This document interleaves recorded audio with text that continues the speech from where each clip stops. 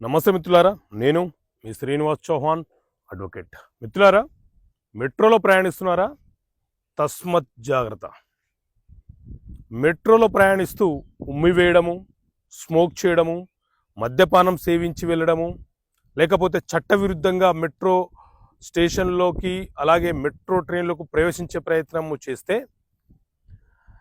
Metro నిర్వహణ కోసం 2002వ సంవత్సరంలో మెట్రో రైల్వే చట్టం అనేది తీసుకొచ్చారు.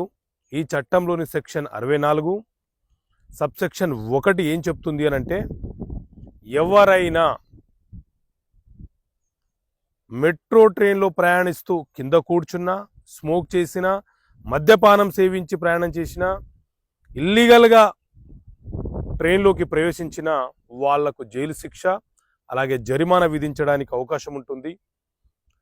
మెట్రో రైల్వేలలో శుభ్రత, పరిశుభ్రత, డిసిప్లిన్ పాటించడం అనేది అందరి బాధ్యత అని చెప్పి ఈ చట్టం తీసుకొచ్చారు. కాబట్టి మెట్రోలో ప్రయాణించేటప్పుడు తస్మత్ జాగ్రత్తగా ఉండండి. మీకు తెలియకుండానే మీ మీద ఒక నిఘా నేత్రం అనేది అలర్ట్ చేసి ఉంచారు. తస్మత్గా ఉండండి, లేకపోతే శిక్షించబడతారు, మీ మీద ఎఫ్ఐఆర్ నమోదవుతుంది. Okay friends, thank you. జై హింద్.